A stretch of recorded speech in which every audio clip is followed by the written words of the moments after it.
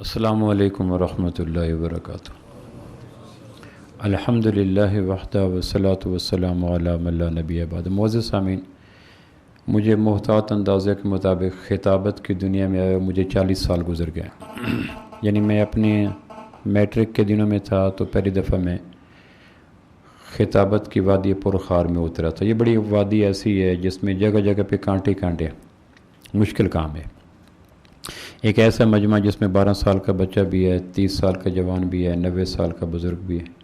ایک ایسا مجمع جس میں انگوٹھا چھاپ بھی ہے، PhD بھی ہے۔ ایک ایسا مجمع جس میں نورانی قاعدہ نہیں پڑھ سکتا، درس نظامی کا عالم بھی ہے۔ ایک ایسا مجمع جس میں ایک آدمی کے پاس سائیکل نہیں ہے، ایک آدمی لینڈ کروزر پہ آتا ہے۔ ایک ایسا مجمع جس میں معاشی فرق ہے، ذہنی فرق ہے، IQ لیول کا فرق ہے، برادریوں کا فرق ہے، مسلکوں کا فرق ہے، ایجاب و قبول کا فرق، کتنی ویرائٹی ہے۔ اب اس میں ایک ایسی بات کرنا جو ہر عمر کے لیے، ہر مکتبہ فکر کے لیے، ہر ذہن کے لیے، ہر ذوق کے لیے اس کے معیار پورے اترے، تو یہ کانٹوں کی سیج ہے جس میں وادی پرخار جس کو میں کہتا ہوں، جس میں آبلا پائی، پریشانی۔ دنیا کے مشکل ترین 10 کاموں کی اگر فہرست تیار کی جائے تو ان 10 کاموں میں میرے محدود مطالعے کے مطابق ایک کام خطابت بھی آتا ہے، مشکل کام ہے۔ اس کا ایک انجانہ سا خوف، اب مجھے ہزارہا بیانات کرنے کا موقع ملا اندرون بیرون ملک، پاکستان کے 4-5 صوبوں کے اندر، چھوٹے اجتماعات، بڑے اجتماعات، تعزیتی پروگرام، نکاح کے پروگرام، سکولوں میں، دینی پروگراموں میں، ہزارہا عنوانات پہ۔ لیکن آج بھی جب کسی گفتگو کرنے کے لیے جانا پڑتا ہے تو ایک انجانہ سا خوف، ایک عصبی سرسراہٹ ضرور ہوتی ہے۔ کوئی آدمی کہے کہ خوف اتر گیا تو ایسا ممکن نہیں ہوتا۔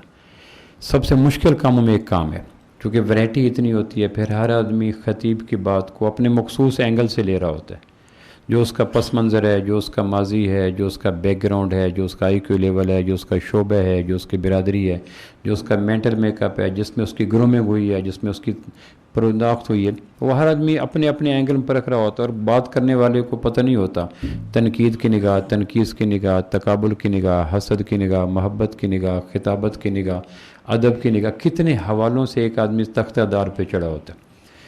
تو مجھے اپنی خطابت کے زمانے میں جس موضوع سے ہمیشہ خوف رہا وہ واقعہ کربلا ہے، اور وہی میرے ان دنوں میں رزق گفتگو کو، اس کی 3 وجوہات ہیں۔ یعنی میں نے ہزارہا موضوعات پہ بلا مبالغہ ممبر پہ بیٹھ کے کہہ رہا ہوں گفتگو کی ہوگی، لیکن جس موضوع سے میں لرزتا ہوں، کانپتا ہوں، تصور میں چھالے پڑتے ہیں، وہ واقعہ کربلا کی تفسیر۔ اس کے 3 وجوہات ہیں۔ ایک تو یہ ہے کہ اس واقعہ کی مستند کتاب دنیا میں کوئی نہیں ملتی کہ آدمی اس وقت کتاب پر اعتبار کر کے کہہ دے کہ یہ واقعہ یوں ہوا تھا۔ 61 ہجری میں ایک واقعہ ہوا، 200 سال بعد مقتل حسین لکھا گیا، لکھنے والا رافضی تھا، اور رافضی کے متعلق ابن تیمیہ کا یہ قول میں سنا چکا تھا کہ دنیا کے سب سے جھوٹے لوگ رافضی ہوتے ہیں۔ پھر وہ تبرعی تھا لکھنے والا، اور اس کے پس منظر میں صحابہ پہ تبرع بھی تھا، لہٰذا پہلا دنیا کا ماخذ جھوٹے ترین آدمی کے ہاتھوں سے لکھا گیا، اور وہ بھی 200 سال بعد لکھا گیا۔ یعنی ایک بند کمرے میں کالی بلی نہیں ہے، اس کو تلاش کرنا یہ اس دور کا واقعہ بن جاتا ہے کہ بند کمرہ ہے، اندھیرا ہے، اس میں کالی بلی نہیں ہے، تلاش کرو۔ اب کیا کیا جائے؟ تو وہ جو میں نے ایک شعر سنایا تھا کہ ہاتھ الجھے ہوئے ریشم میں پھنسا بیٹھا ہوں، اب بتاؤ کون سے دھاگے کو جدا کیسے کروں؟ تو میں نے ان دنوں طبقات ابن سعد مطالعے میں تھی، ابن کثیر کے البدایہ والنہایہ مطالعے میں تھی، اور تبری مطالعے میں تھی، اور اس طرح۔ لیکن جو پڑھتا گیا تو مشکل میں اضافہ در اضافہ ہوتا چلا گیا۔ تو پہلا یہ ہے کہ روئے زمین پر ایک کتاب نہیں ہے جس پہ آدمی اعتبار کر کے، آنکھیں بند کر کے، ممبر رسول پر پورے اعتماد سے کہ میری بات ریکارڈ ہو رہی ہے، اللہ پوچھے گا، ملائکہ اس کو ضبط و تحریر میں لا رہے ہیں کہ یہ بات جو تم نے کی تھی یہ عقل پہ، نقل پہ، میزان پہ، روایت پہ، درایت پہ، شعور پہ، وجدان پہ، نقد و نظر پہ پوری اترتی تھی۔ تو بڑے خوف کی بات ہے۔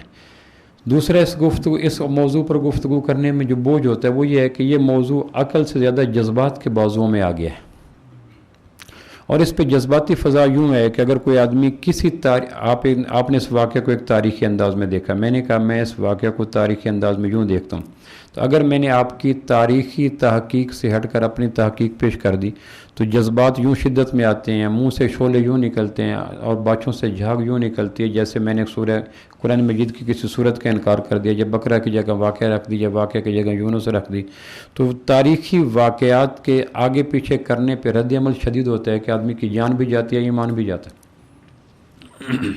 مشکل ترین مضمون جذباتی زد میں آ چکا ہے، حالانکہ خالص ایک تاریخی بحث ہے، اور تاریخی بحث پہ 20 زاویے فکر ہو سکتے ہیں کہ میں اس کو یوں دیکھتا ہوں، آپ اس کو یوں دیکھتے ہیں، آپ اس کو یوں دیکھتے ہیں، لیکن ہمارے برصغیر پاک و ہند میں مسلسل مجلس آرائی کی وجہ سے ایک واقعہ ایک انداز میں معروف ہو چکا ہے۔ اگر اس واقعہ کو اس معروف انداز سے سرے منہ انحراف کیا جائے تو آدمی پہ اتنے الزامات اور تیر اور تانے اور بوچھاڑ لگتی ہے کہ مت پوچھو، کہ جیسے نص قطعی کا انکار ہو گیا۔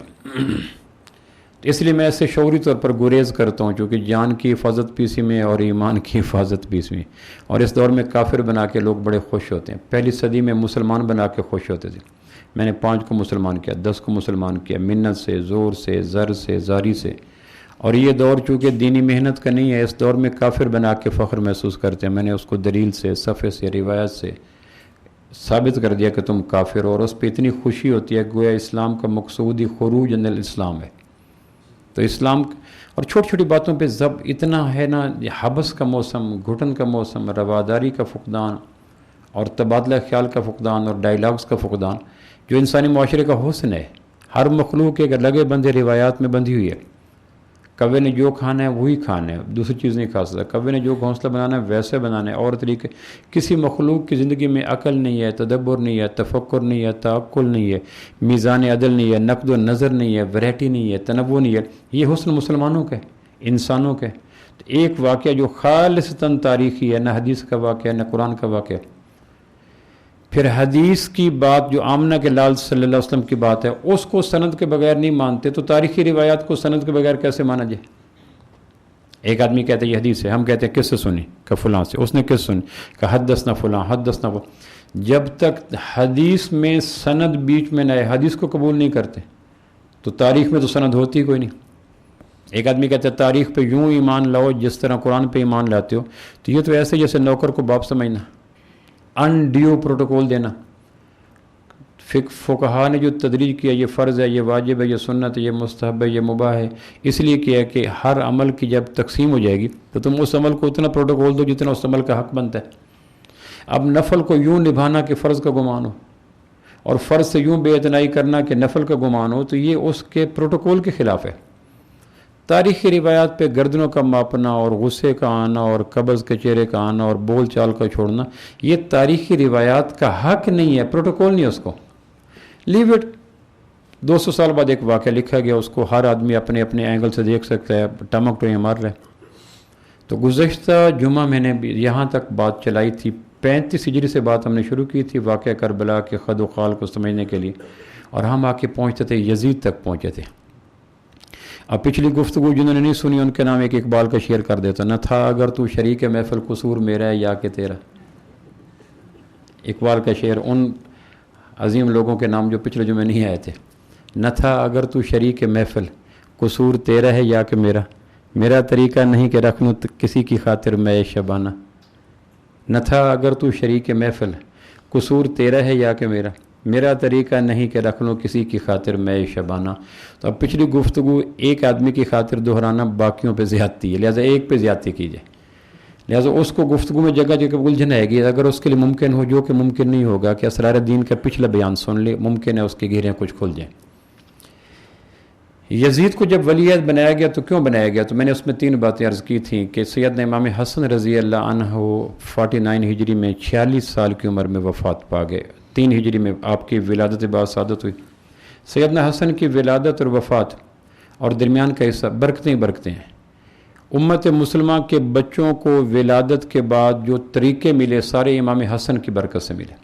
یہ گھٹی دو، اذان دو، تکبیر پڑھو، تہنیک دو، یہ سارے جتنے بچے مسلمانوں، اس کا آغاز سیدنا حسن کی ولادت سے ہوا۔ پھر 41 ہجری میں امام حسن رضی اللہ عنہ کی برکت سے امت مسلمہ صفین اور جنگ جمل کے آنے والے واقعات سے بچ گئی۔ 49 ہجری کو سیدنا امام حسن رضی اللہ عنہ کا 46 سال کی عمر میں انتقال ہوا، 3 ہجری میں ولادت، 49 ہجری میں وفات، 46 کے لگ بھگ عمر بنتی ہے۔ سیدنا حسن رضی اللہ عنہ کو سیدنا معاویہ رضی اللہ عنہ کے ساتھ دمشق کی جامع مسجد میں پیچ اپ ہوا تھا، جن باتوں پر خلافت ہینڈ اوور کی گئی تھی کہ سیدنا حسن کے پاس تھا حجاز اور عراق، سیدنا معاویہ کے پاس تھا مصر اور شام، یہ دو علاقے بڑے تھے۔ سیدنا حسن نے پھر اپنے حجاز اور شام عراق سیدنا معاویہ کے حوالے کر دیا، اور اس پہ کوئی شرائط تھی، ان شرائط میں ایک یہ تھی کہ آپ کی وفات کے بعد ولی عہد میں ہوں گا، یعنی آنے والا حکمران میں ہوں گا، یہ لکھا گیا ریٹن فارم میں تھا۔ 49 ہجری کو سیدنا حسن کا انتقال ہو گیا تو پھر اب امت کے بکھرنے کا اندیشہ آ رہا تھا۔ جن لوگوں نے جمل دیکھی تھی، سفین دیکھی تھی، نہروان دیکھی تھی اور سارے مسلمانوں کو خون دیکھا تھا، وہ لرز گئے کہ ضروری ہے کہ اس بکھرے ہوئے جھاڑو کو پھر کوئی نہ کوئی دھاگا دیا جائے۔ تو سیدنا مغیرہ بن شعبہ رضی اللہ عنہ نے پیش کیا کہ یہ آپ ایک ولی عہد بنا دیں، کیونکہ سیدنا حسن کے روپ میں امت کی اجتماعیت کا ایک روپ ولی عہدی کے روپ میں ہو چکا تھا کہ دوبارہ اقتدار کی خاطر کوئی آدمی دوسرا منظر عام پہ نہیں آئے گا، طے ہو چکا تھا۔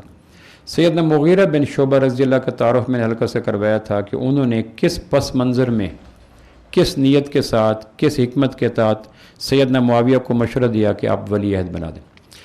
یزید کی زندگی میں 2 بڑے کردار آتے ہیں۔ تاریخ کتابوں میں دیکھا جائے تو یزید کا جو منظرنامہ بنتا ہے، جو پکچر بنتی ہے، جو تصویر بنتی ہے، 2۔ پہلی تصویر یہ ہے کہ یزید کرپٹ انسان ہے، زانی انسان ہے، شرابی انسان ہے، میکدے کا رسی ہے، شراب و کباب کا عادی ہے، حلال کو حرام کرتا ہے، نمازوں کو قضا کرتا ہے، کتوں کو لڑاتا ہے، کبوتروں کو بیچتا ہے، محرم رشتوں کے ساتھ شادیاں کرتا ہے۔ یہ یزید کا ایک کردار تاریخ کی کتابوں میں ہے۔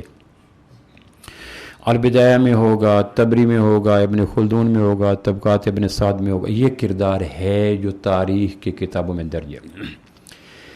یہ کردار اگر حقیقت پہ مبنی ہے، کیونکہ تاریخی روایت ہے ہمارے پاس، تو اس کی اتھینٹسٹی کوئی نہیں کہ ہم مسجد میں بیٹھ کے کہہ سکیں کہ یہ کردار بالکل نہ کرو بھی، ابھی نہ چلو، یہ کردار عین مبنی برحق ہے، چونکہ ہم اس بارے میں قطعیت کے ساتھ نہیں کہہ سکتے۔ ابن کثیر نے یزید کی ساری باتیں لکھنے کے بعد آخر پہ کہا کہ میں نے یہ باتیں اس لیے لکھی ہیں کہ تبری نے لکھی ہیں۔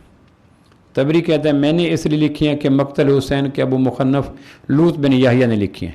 لوط بن یحییٰ کہتا ہے میں نے اس لیے لکھی ہیں کہ میرے سے پہلے لکھی ہی نہیں گئی تھی۔ بھائی یہ ہے اس کا کول، تاریخ کمرے میں کالی بلی نہیں، اس کو تلاش کرو، یہ تاریخ کا کام ہے۔ ابو مخنف آگے کہتا ہے میں نے اس لیے لکھی تھی کہ پہلے نہیں لکھی گئی تھی۔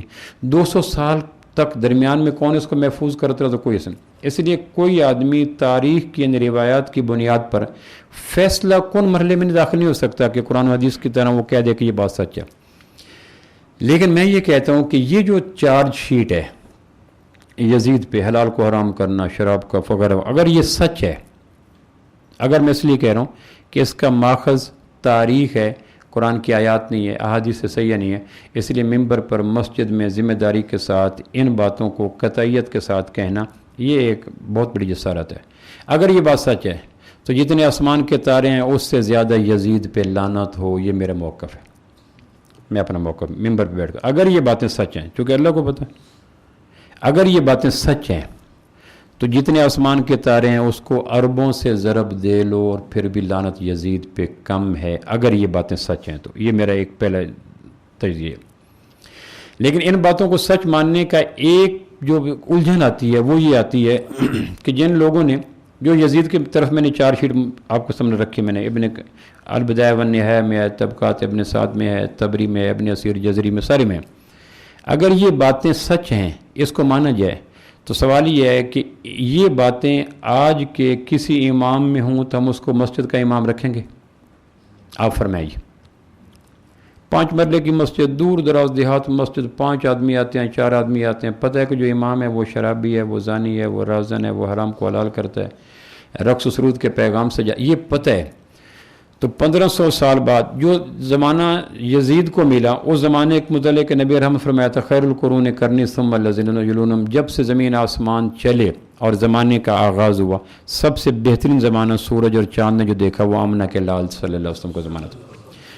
بخاری کی روایت ہے خیر القرون قرنی، کائنات میں بہترین زمانہ صفات کے اعتبار سے، خصائص کے اعتبار سے، عبادات کے اعتبار سے، معاملات کے اعتبار سے، تزکیہ کے اعتبار سے، یعنی انسانوں کے اعتبار سے، یہ نہیں تھا کہ اسٹرکچر کے اعتبار سے یا مکانوں کے اعتبار سے یا پھلوں کے، یہ نہیں، انسان سازی کے اعتبار سے جتنے سمرے ہوئے سلجھے ہوئے تزکیہ یافتہ پاکیزہ انسان آمنہ کے لال کے زمانے میں تھے، آدم سے لے کر قیامت تک ایسے زمانہ، ایسے سمرے ہوئے انسان نہ سورج دیکھے گا، نہ چاند دیکھے گا، نہ بوڑھا آسمان دیکھے گا۔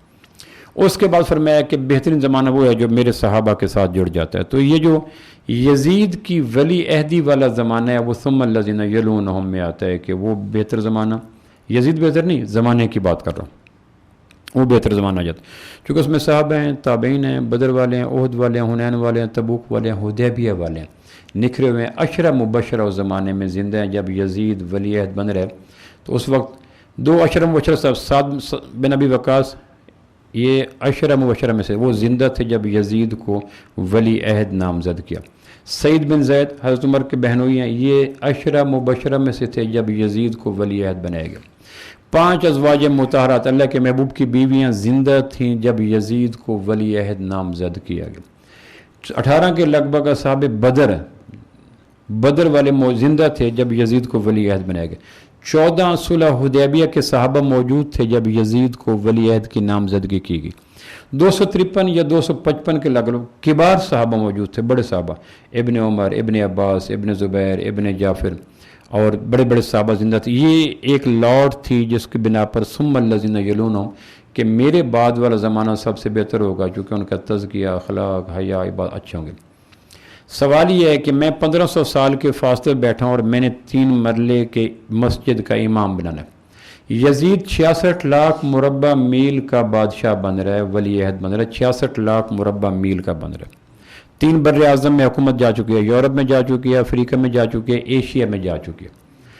صحابہ کا زمانہ ہے، تابعین چھوڑ دو، صحابہ کا زمانہ ہے اور عشرہ مبشرہ کا زمانہ ہے، اصحاب بدر کا زمانہ ہے، بیت رضوان کا زمانہ ہے، ازواج مطہرات کا زمانہ ہے، اور عذر حدیث بخاری کے خیر القرون کرنی ثم الذین یلونہم کا زمانہ۔ میں 1500 سال کے فاصلے پہ اپنی 5 مرلے کی مسجد کا امام نہیں بنا سکتا جس کے اندر یزید کے اندر پائی جانے والی ہزاروں خامیوں میں سے ایک خامی بھی موجود، میں نہیں بنا سکتا۔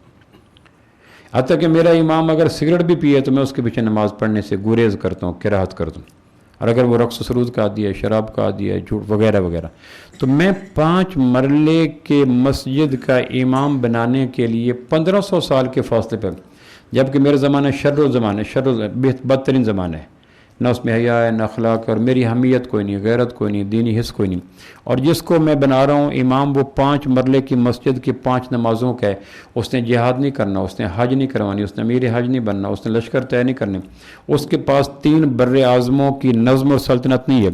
تو جب میری حمیت 5 مرلے کے مسجد کے امام کو تیار نہیں ہے تو سوال یہ ہے کہ کیا یزید جب 3 بر اعظموں کا ولی عہد بن گیا تو ان لوگوں نے کیسے برداشت کر لیا؟ سوال یہ پیدا ہوتا ہے،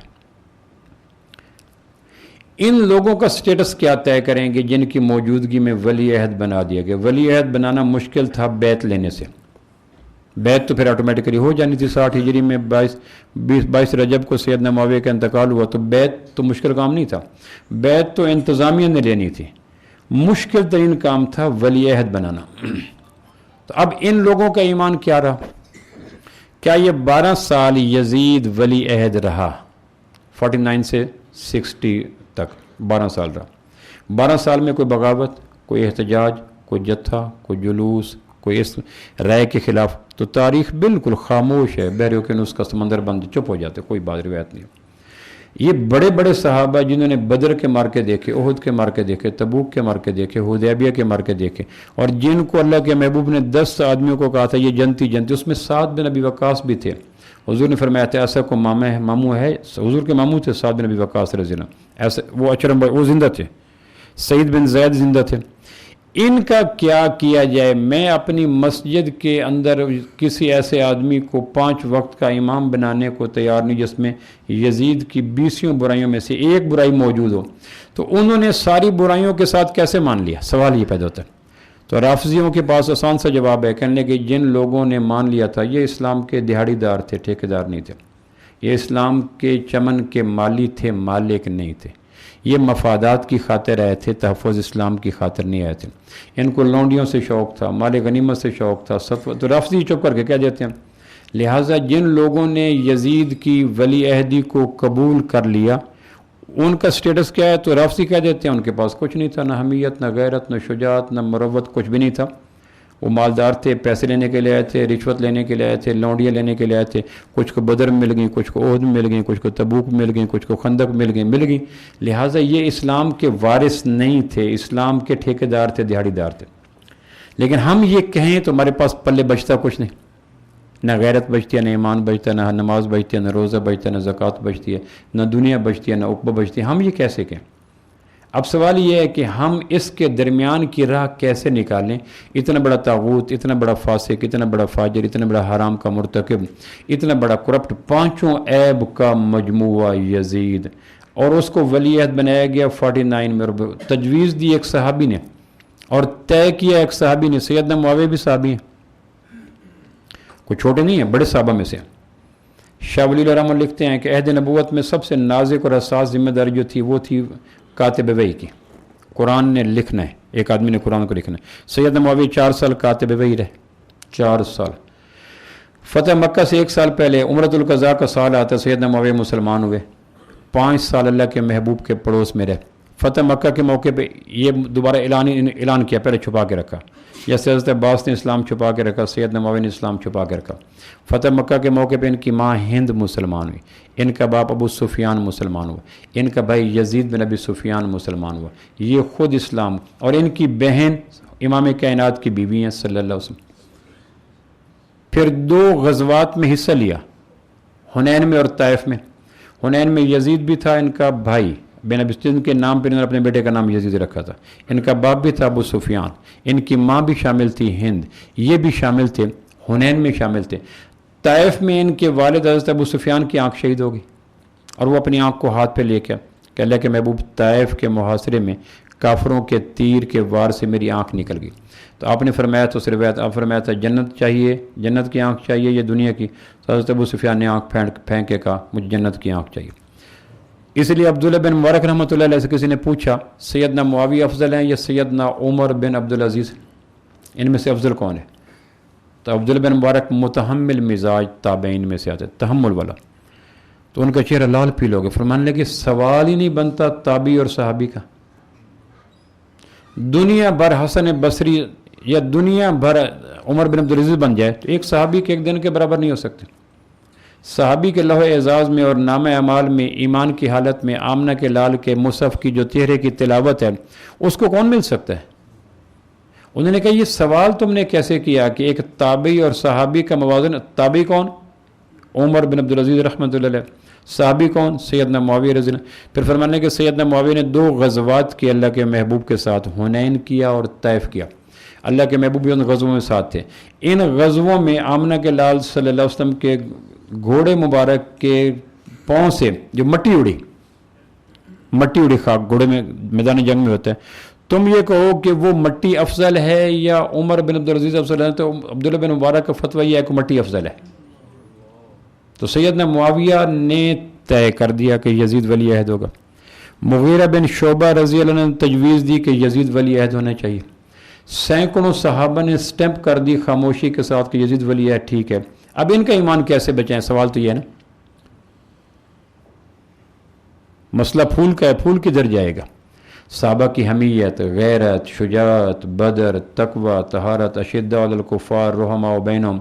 कुरान मजीद की आयात ऐसी हैं जिसमें मासवा साहबा का जिक्र ही कोई नहीं। उलाइका हुमुर राशिदून, ये चटान लोग हैं। तो राफियों के पास एक माकूल सा जवाब है, रवाफ़ सवाबियों के पास कि ये दिहाड़ीदार लोग थे, मुनाफिक लोग थे, मफाद परस्त लोग थे। हम तो ये सोच के लरस जाते हैं, हमारी रूह को छाले पड़ जाते हैं। अब हम कैसे बचाएं इन साहबा को? मुझे पता चल जाए कि मेरे मस्जिद का इमाम राशी है, ज़ानी है, चोर है, मैं अगर नमाज़ पढ़ूँ तो मेरी नमाज पे लानत, मैं क्या करूँ? हमीयत ही कोई नहीं, मैं क्या करूँ? तो इन्होंने कैसे कबूल कर लिया? 12 साल रहा। तो अब इनको बचाने के, सहाबा को बचाने के लिए, सहाबा का मुक, मैंने कहा ना सहाबा को बचाने के लिए हदीस सही की तावील वाजिब है। इमाम नववी ने शरह मुस्लिम के अंदर लिखा है अगर कोई हदीस ऐसी आ जाए, हदीस सही हो, रिवायतन दिरायतन, और अल्लाह के महबूब से साबित हो, लेकिन उसको मानने के बाद सहाबी का मुकाम गिरता हो लोगों की नज़र में, तो इमाम मुस्लिम के शारे, शरह मुस्लिम के शारे इमाम नववी वो लिखते हैं कि ऐसी हदीस सही की तावील वाजिब है। इस तरह की तशरीह करो कि सहाबी पे हर्फ न है। اگر صحابی پہ حرف آ گیا تو اسلام نہیں بچے گا. قرآن کس نے لکھا, حدیثیں کس نے مرتب کی, دین ہم تک کس نے پہنچایا؟ تو پہلا جا کے کھڑا کون ہوتا ہے؟ تو پہلا گواہ صحابی ہوتا ہے. اگر صحابہ پہ خراش آ گئی, ان کے چہرے پہ داغ آ گیا, ان کے مقام گرا دیا گیا, ان کو راشی اور طے کر دیا گیا, ان کو خائف طے کر دیا گیا, ان کو بزدل طے کر دیا گیا, تو ان کی حدیثوں کو کون اعتبار کرے گا؟ پورا مجموعہ حدیث بیکار ہو جائے گا, اعتماد اٹھ جائے گا. تو کیا کریں گے؟ اب دوسری وہی تاریخ کی کتاب ہے جس میں یزید کو لانتی ہے, شرابی ہے, زانی ہے, فاسق ہے, فاجر ہے, حرام پھپھو سے شادی کرتا ہے. جن تاریخ کی کتابوں میں یہ لکھا ہے, یعنی ابن کثیر نے لکھا ہے اور البدایہ میں لکھا ہے, ابن خلدون نے لکھا ہے اور تاریخ ابن خلدون میں لکھا ہے, طبری نے لکھا ہے اور تاریخ طبری میں لکھا ہے, ابن سعد نے لکھا ہے اور طبقات ابن سعد میں لکھا ہے. انہی تاریخ کی کتابوں میں ایک منظر نامہ اور آتا ہے جس منظر نامے کے بیان کے بعد صحابہ بچ جاتے ہیں. کیوں جی؟ پھر ہمیں بچانا چاہیے نہیں بچانا چاہیے؟ ہمیں یزید کی فکر نہیں, یزید جانے اس کا رب جانے. ہمارے ایمان کا مسئلہ ہے, ہماری غیرت کا مسئلہ ہے, ہماری حمیت کا مسئلہ ہے, ہمارے قرآن کا مسئلہ ہے, ہمارے اسلام کا مسئلہ ہے. ہم مجبور ہیں, صحابہ کی ذات پہ ہم پرے کہہ کے برابر بھی خراش دینے کو تیار نہیں ہیں. ہمارے کچھ نہیں پلے بچتا, ہمارا پورا اسلام کا کسر رفیع دڑام سے زمین پہ آ جاتا ہے اگر صحابہ کو کچھ ہو جائے. تو یہ جو دیگر کتابیں ہیں جنہوں نے یزید کا وہ منظر نقشہ کشی کی, وہی کتابیں, وہی مؤلف, وہی مورخ انہی کتابوں کے انہی صفحات پہ لکھتے ہیں یزید کو جب ولی عہد بنایا گیا تو یزید دمشق کی جامع مسجد کا 5 وقت کا امام تھا. وہی کتابیں, یہ تاریخ کی کتابیں. یزید کو جب ولی عہد بنایا گیا تو اگلے سال یزید پھر سپہ سالار بن کر قسطنطنیہ کیسر روم کے شہر میں جہاد کرنے کے لیے چلا گیا. وہی کتاب لکھتی ہے کہ یزید کو جب ولی عہد بنایا گیا تو 51 ہجری میں, 52 ہجری میں, 53 ہجری میں 3 سال یزید امیر حج بن کر مینا میں خطبہ دیتا, عرفات میں خطبہ دیتا, مزدلفہ میں خطبہ دیتا, 5 وقت کی نمازیں پڑھاتا, اور ان کے زیر سایہ بقیہ صحابہ نے کام کیا. وہی بتاتا ہے یہ وہی کتاب. اب اگر ایک آدمی کو تاریخ کی ان روایات کے قبول کرنے کا حق حاصل ہے کہ وہ زانی تھا, شرابی تھا, چور تھا, واشی تھا, تو دوسرے آدمی کو یہ حق کیوں نہیں ہے کہ انہی کتابوں کی ان روایات کو لے لے جن روایات کے لینے کے بعد یزید جانے اس کا کام جانے. ہمیں اب صحابہ سے مقصد ہے, ہم کہیں گے صحابہ نے کسی ایسے شخص کی بیعت نہیں کی جو زانی تھا, شرابی تھا. اور میں نے کہا کہ اگر یزید وہی تھا جو پہلے روایت ہے تو میں نے کہا تھا کہ یزید سے ہم برات کا اظہار کرتے ہیں. ہمارے دل میں اگر ایک رائی کے دانے کے کروڑوں حصے کے برابر بھی اس کی ہمدردی آ جائے, سافٹ کارنر آ جائے, تو ہم اس سے اللہ کی پناہ چاہتے ہیں اگر یزید وہی ہے جو اس کا کہا گیا. اور اگر یزید یہ ہے, البدایہ کہہ رہی ہے, ابن سعد کہہ رہا ہے, ابن خلدون کہہ رہا ہے کہ وہ نماز کا امامت کراتا تھا اور وہ امیر حج بن کے گیا اور وہ سپہ سالار حج بن کے گیا اور اس میں جھوٹ اور شراب اور زنا نہیں تھا اور صحابہ نے بیعت کی, تو پھر ان لوگوں پہ ریت کے ذروں سے کھربوں گنا لعنت جو یزید پہ لعنت کرتے ہیں ان روایات کے سچا اگر ہیں تو ہمیں اس کا حق حاصل کیوں نہیں؟ اگر ہم اعلان برات کر سکتے ہیں, اگر یہ روایات ٹھیک ہیں, تو پھر ہم ان لوگوں پہ اور ان کے مذہبی اداکاروں پہ لعنت کرتے ہیں جو ان روایات کے تسلیم کرنے میں رکاوٹ. تاریخی روایت ہے, کون سی قرآن حدیث کی بات ہے؟ بقرہ کی بات ہے, نحل کی بات ہے, مائدہ کی بات ہے, واقعہ کی بات ہے, یونس کی, ایسی تاریخ کی بات ہے. تو ایک آدمی کو تاریخی روایت میں یہ روایت لے لے, دوسرا یہ لے لے, وہ کہتا ہے تم یہ کیوں لیتے؟ اس نے کہا یہ نہ لیں تو پھر صحابہ نہیں بچتے. 60 ہجری کو سیدنا معاویہ رضی اللہ عنہ کا انتقال ہوا. آپ اندازہ کریں دنیا صبائیت کا کہ 1 محرم کو سیدنا فاروق اعظم کی شہادت ہوئی, تو اس دن وہ بابا شجاع کی بہادری مناتے ہیں. فیروز ابو لولو کو یہ رافضی نسل بابا شجاع کہتی ہے. اس دن ایران میں 1 محرم کو ایران میں مبارکباد دی جاتی ہے کہ بابا شجاع اس دن قتل ہوا تھا. وہ جو فیروز ابو لولو جس نے سیدنا فاروق اعظم کو قتل کیا, جس دن شہادت ہے اس دن وہ خوشی مناتے ہیں. 18 ذی الحج کو سیدنا عثمان کی شہادت ہوئی, تو اس دن عید غدیر مناتے ہیں کہ اس دن سیدنا علی کے حق میں خطبہ دیا گیا.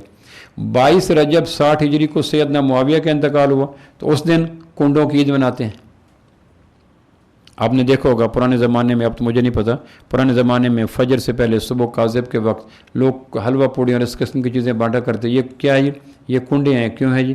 امام جعفر صادق رضی اللہ عنہ کی ولادت ہے، حالانکہ امام جعفر صادق کی ولادت 18 رمضان کو ہے، اور یہ کنڈے 22 رجب کو دیے جا رہے ہیں۔ 22 رجب کے کنڈے سیدنا فاروق سیدنا معاویہ کی شہادت کی خوشی میں، یک 18 ذی الحجہ کو غدیر خم کی خوشی سیدنا عثمان کی شہادت میں، اور یکم محرم کو خوشی بابا شجاع کی سیدنا فاروق اعظم کی شہادت، تو ان کی خوشیوں کا پس منظر۔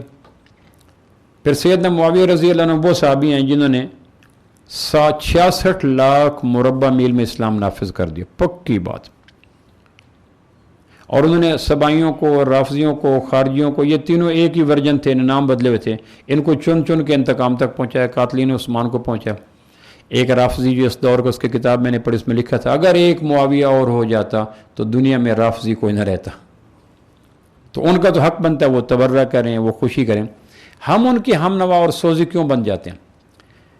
22 رجب کو 60 ہجری کو سیدنا معاویہ رضی اللہ عنہ کا انتقال ہوا، اور اس کے بعد جو ہمارے برصغیر پاک و ہند میں واقعہ کربلا ہوا، دنیا کے انسانی تاریخ کا جب آغاز ہوا، اور آج جس وقت میں آپ سے گفتگو کر رہا ہوں، دنیا کے 10 افسوسناک ترین اگر سانحات کا ایک لائن بنائی جائے تو اس میں امام علی مقام کا 61 ہجری کو 10 محرم کو واقعہ، ان 10 دنیا کے افسوسناک واقعات میں ایک واقعہ آتا، دنیا کی انسانی تاریخ کے، اس درجے کا ظلم ہے۔ لیکن جو ایف آئی آر کٹوائی جاتی ہے، ایف آئی آر کے اوپر جگہ جگہ پہ کراس کوسچن آتے ہیں کہ یہ کیسے، چونکہ یہ عقل کا دور ہے، لاجک کا دور ہے، جگنوں کو دن کے وقت پرکھنے کی ضد کریں، بچے ہمارے دور کے چالاک ہو گئے تو پوچھتے ہیں بابا یہ کیسے، یہ کیسے۔ 60 ہجری میں جب سیدنا معاویہ رضی اللہ عنہ کا انتقال ہوا تو اسلامی ریاست 44 لاکھ ہجری میں 44 لاکھ مربع میل جو سیدنا عثمان چھوڑ گئے تھے، اس میں 22 لاکھ کا اضافہ کیا، بحر اوقیانوس پہ پھر بیڑے اتار دیے، جزیرہ قبرص لیا، یہ کابل تک، ایران تک، ہندوستان تک، روم تک، سارے اسلام کے پھریرے لہرا رہے تھے، اور 66 لاکھ مربع میل پہ پہلا امیر بحر سیدنا معاویہ رضی اللہ عنہ سے فاتح ہو کر یزید حکمران بنا۔ اب ایک اگلی سٹوری شروع ہوتی ہے۔ جب بھی کوئی حکمران بنتا ہے تو پھر وہ بیعت لیتے ہیں آنے والے لوگوں سے، گورنر سے، میری بیعت کرو۔ ولی عہدی کا مسئلہ 49 ہجری میں مکمل ہو گیا، اور بیعت لینے کا آغاز ہوا 60 ہجری کو 22 رجب کے بعد، جب یزید بادشاہ بن گیا، 66 لاکھ لگی بنی سمری حکومت کا بادشاہ بن گیا۔ جتنے بھی گورنر تھے وہ سارے سیدنا معاویہ رضی اللہ عنہ کے طے کیے ہوئے تھے، ایک لگی بندی جمی حکومت، نہ اس میں جنگ جمل کے واقعات ہے، نہ صفین کے واقعات ہے، نہ نہروان کے واقعات ہے، نہ بغاوتیں ہوئیں، نہ خارجی ہے، نہ سبائی ہے، ایک لگی بندی منضبط قسم کی حکومت چھوڑ کر 66 لاکھ مربع میل پہ اسلام کے پھریرے لہرا کر سیدنا معاویہ 22 رجب کو 60 ہجری کو اللہ کے پاس تشریف لے گئے، 82 سال کم بیش عمر تھی۔ یزید ولیعہد بننے کے بعد آٹومیٹیکلی بادشاہ بن گیا، حکومت پہ آ گیا، تو اس نے اپنے روایت کے مطابق بیعت لی، جو اس دور کی ایک ٹریڈیشن تھی کہ بیعت لی جائے کہ آج کے بعد یزید نامی شخص جو ولی عہد بننے کے بعد بادشاہ بن گیا، یہ سفید کو سیاہ کہے گا، سیاہ کو سفید کہے گا، جو آرڈر بھیجے گا، معزول کرے گا، رکھے گا، لشکر بھیجے گا، جو بھی کرے گا میں اس کو بلائنڈلی اوبے کروں گا، اطاعت کروں گا۔ اس کو بیعت کہتے ہیں، بیچ دینا۔ یہ آرڈر تسلسل سے چلا رہا تھا ہر زمانے میں۔ سیدنا علی کرم اللہ وجہ نے جب حکمران بنے تو پھر پہلا حکم یہ کیا کہ میری بیعت کی جائے، یہ اسلام کا نظام تھا۔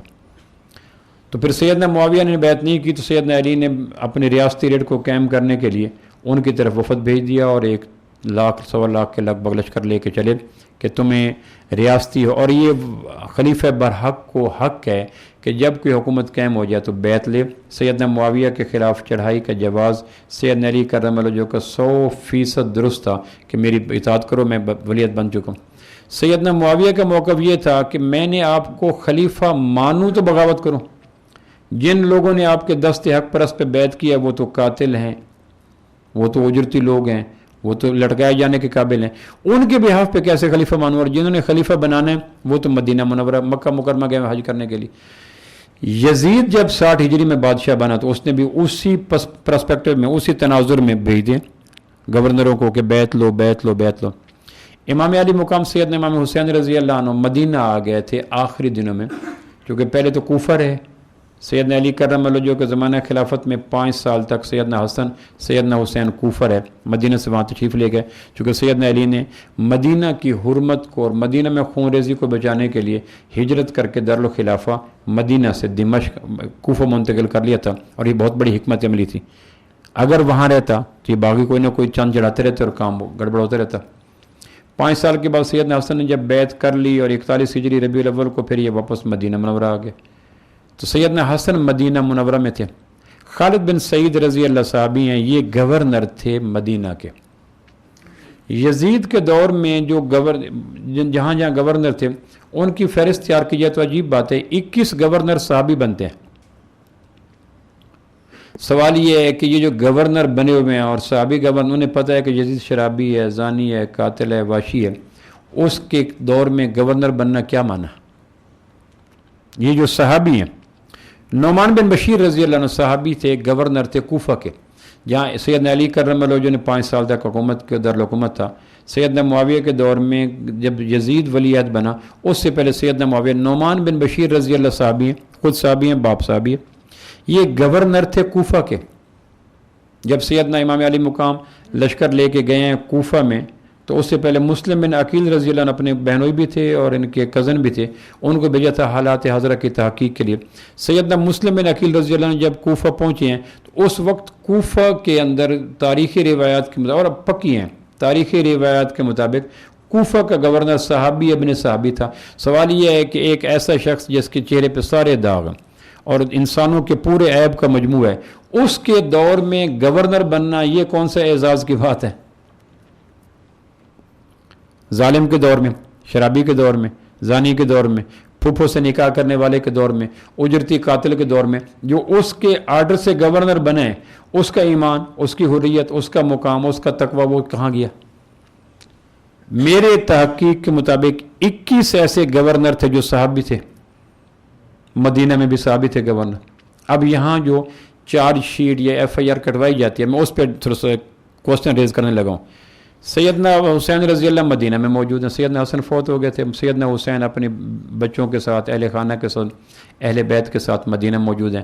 تو یزید نے حسب معمول سارے گورنروں کو کہا اپنے اپنے علاقے میں سیدنا معاویہ کی وفات کے بعد یزید بن معاویہ کے بادشاہ ہونے کی بیعت لو۔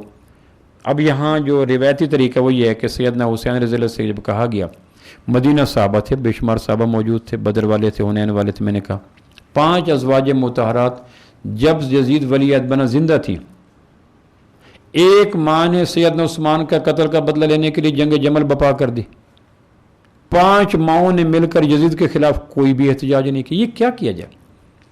یہ وہ سوال ہیں جس کو جذباتی انداز سے ہٹ کر، عقل اور نقل کے میزان پہ پرکھ کر، آخرت کو سامنے رکھ کر ان کا ایسا جواب دینا ضروری ہے جس سے مقام صحابیت بچ سکے۔ ہمیں یزید سے کوئی غرض نہیں ہے۔ ایک آدمی نے دوسرے آدمی کو کہا تم یزیدی، اس نے کہا یزیدی وہ ہوں جنہوں نے بیعت کی تھی اور وہ صحابہ تھے۔ بات سمجھے؟ اس نے کہا مجھے یزیدی کیوں کہتے ہو؟ یزیدی وہ ہیں جنہوں نے یزید کی بیعت کی تھی، اور وہ بیعت کی تھی عبداللہ بن عباس نے، وہ بیعت کی تھی ابو ہریرہ نے، وہ بیعت کی تھی بخاری کے بقول ابن عمر رضی اللہ عنہ، وہ بیعت کی تھی عبداللہ بن جعفر نے، وہ بیعت کی تھی انس بن مالک نے۔ تو یزیدی وہ ہیں، میں یزیدی یزیدی تو وہ ہوئے نا جنہوں نے بیعت کی تھی، تو بیعت کرنے والوں کو پکڑو۔ ہم تو یزید کے حق میں نہیں ہیں۔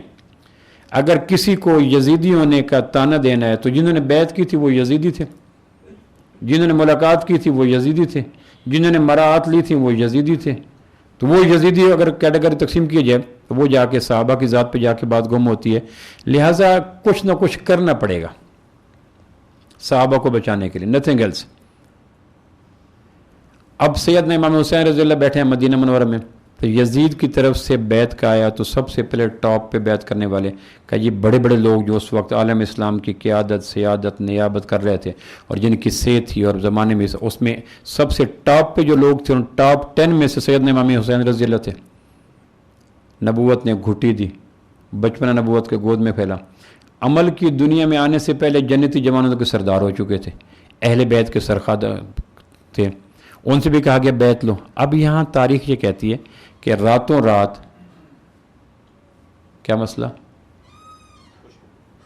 راتوں رات جب یزید نے کہا بیت، یزید کے حکمران وہ جو ثابت ہے مدینہ کے گورنر، انہوں نے کہا بیت لو، تو یزید سیدنا حسین رضی اللہ عنہ یزید کے ظلم سے، اس کی فحاشیوں سے، اوریانیوں سے اور کرتوتوں سے آگاہ تھے، وہ بیت نہیں کرنا چاہتے۔ بیت کا معنی ہوتا ہے بیچ دینا، بیع و شراء نہیں ہوتا چیزوں کو خرید فروخت کرنا، بیچ دینا کہ میں نے اپنے نفس کو، اپنے ضمیر کو، اپنی رائے کو، اپنے خیال کو، جذبات کو، احساسات کو اس آدمی کے ہاتھ پہ بیچ دے، اس کو بیعت کرنا، اور یہ پوری طرح ذمہ داری ہوتی ہے۔ تو امام علی مقام نے فرمایا میں بیعت نہیں کرتا۔ راتوں رات پھر امام علی مقام اہل بیت کو لے کر، ازواج کو لے کر، بنات کو لے کر، بنین کو لے کر، سامان کو لے کر راتوں رات مدینہ سے مکہ چل پڑے۔ سوال پیدا ہوتا ہے مکہ سے مدینہ 500 کلومیٹر کا فاصلہ ہے۔ جب آدمی اہل بیت کے ساتھ چلتا ہے تو گھوڑوں پہ نہیں، اونٹوں پہ چلتا ہے، سامان بھی ہوتا ہے، چیزیں بھی ہوتی ہیں، جانور بھی ہوتے ہیں، بکریاں بھی ہوتی ہیں، بستر بھی ہوتے ہیں، کپڑے بھی ہوتے ہیں، سارا زادرہ ہوتا ہے۔ سیدنا امام حسین رضی اللہ کا کل کا زمانہ گزرا مدینہ میں، مکہ میں تو ان کی پیدائش بھی نہیں ہوئی، ان کی جنم دھرتی مدینہ، ان کی جوانی مدینہ، ان کا بڑھاپا مدینہ۔ 56 سال کے لگ بھگ عمر مبارک تھی جب یزید بادشاہ بنا۔ امام علی مقام کی عمر مبارک 56 برس تھی۔ راتوں رات اپنے اہل خانہ کو یزید جیسے فاسق فاجر کی بیعت سے بچنے کے لیے امام علی مقام نے ہمارے ہاں کی روایات کے مطابق وہاں سے لشکر لے کر چل پڑے مدینہ منورہ سے مکہ مکرمہ۔ گورنر مکہ کو پتہ چلا تو اس نے پیچھے اپنی فوج دوڑائی پکڑنے کے لیے۔ فوجی گھوڑے پہ آؤں گے بجائے اونٹ کے، فوجی تیز رفتار ہوتے ہیں۔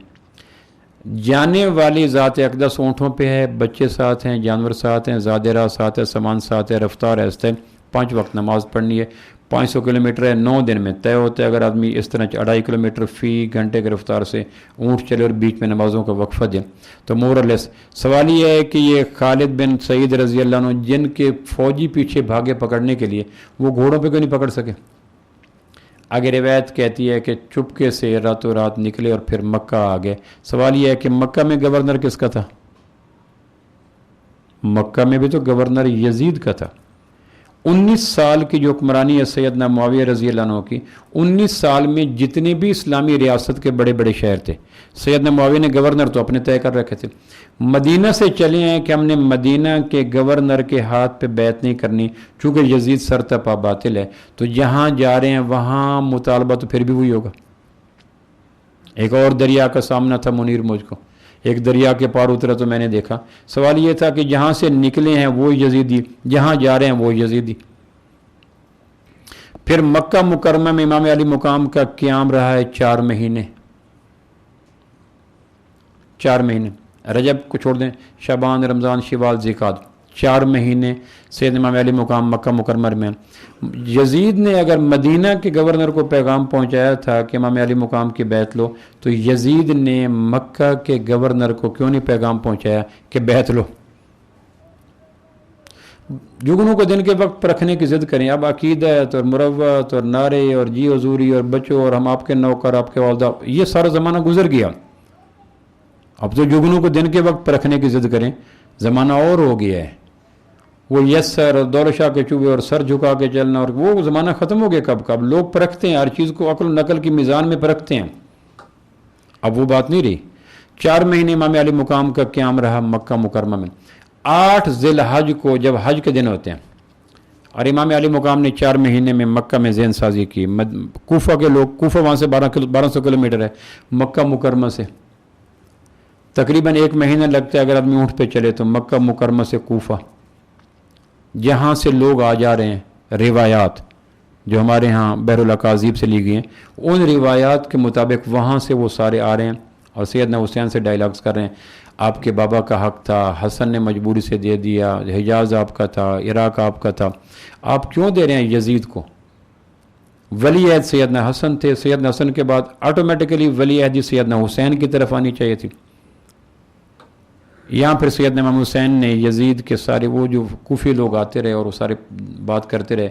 پھر عبداللہ بن عباس نے ایک بات کی، اس وقت اہل بیت کے سب سے عمر رسیدہ یہ بزرگ تھے، انہوں نے کہا اگر کوفی سچے ہیں تو ان کو نعمان بن بشیر کو گورنر ہاؤس سے نکال کر اپنا بندہ گورنر ہاؤس کو بٹھا دیں، پھر آپ تشریف لے جائیں، اور اگر ویسے چلے گئے تو مجھے دکھ ہے جس طرح مدینہ منورہ میں 18 ذی الحج کو جمعے کے دن بیوی نیلہ کی موجودگی میں سیدنا عثمان اہل بیت کے سامنے شہید کر دیے گئے تھے، مجھے دکھ یہ ہے کہ زمانہ پھر نہ پلٹے، تاریخ پھر نہ دہرائے اور ہمارا ایک عظیم انسان بچوں کے سامنے بے دردی سے شہید نہ ہو جائے، منع کیا کہ نہ جائیں۔ پھر 8 ذی الحج کو قافلہ چل پڑتا ہے کوفہ کی طرف۔ سوال پھر پیدا ہوتا ہے کہ حج کا موقع بہترین موقع تھا یزید کے خلاف رائے عامہ کو ہموار کرنے کا، کہ یزید یہ کر رہا ہے، میرے نانا کی حکومت جو خلافت مبنی تھی وہ پٹڑی اتر کر ملوکیت کی طرف چلی گئی، لوگوں میرے ساتھ دو۔ عین حج کے دنوں میں جب کہ مینا چھلک رہا ہے، ہزاروں لاکھوں لوگ آئے ہوئے ہیں، اور امام علی مقام کا مقام اس زمانے میں ایسے ہے جیسے آسمان کے سورج کا ہے، وہاں جا کے لوگوں کو تیار کریں، یزید یہ کر رہا ہے، یزید یہ کر رہا ہے، یزید یہ کر رہا ہے، تاکہ لوگوں کو ایک جتھا تیار کریں، لوگ تیار کریں، اور پھر یزید کے خلاف حکومت پلٹیں، اور پھر خلافت کو ملوکیت کے دلدل سے بچا لیں۔ لیکن امام علی مقام مروجہ روایتوں کے مطابق 8 ذی الحج کو حج ادا کیے بغیر کوفہ تشریف لے جاتے ہیں، اور 1 مہینہ کی مسافت طے کرنے کے بعد 8 ذی الحج اور ذی الحج کے بعد محرم آتا ہے، محرم کے اندر جا کر امام علی مقام تشریف لے جاتے ہیں کوفہ میں۔ یہ ساری باتیں روایات ہیں اور تاریخ کی روایت ہیں، اس میں ایک کے پرکھنے کا انداز یہ ہے، دوسرے کے پرکھنے کا انداز یہ ہے، تیسرے کے پرکھنے کا انداز یہ ہے۔ اس کا تعلق نصوص سے نہیں ہے، آیات سے نہیں ہے، احادیث صحیحہ سے نہیں ہے۔ میں نے ایک مطالعہ کیا، میں نے اس کو یوں سمجھا کہ اس قسم کا منظر نامہ بنا ہوگا، ایک آدمی نے اور کیا۔ دونوں روایات کو رد کرنے کا، قبول کرنے کا پورا اختیار ہے، لیکن یہ کوشش کیجیے گا کہ صحابہ بچیں، چونکہ صحابہ کو بچانا پورے دین کو بچانے کے مترادف ہے۔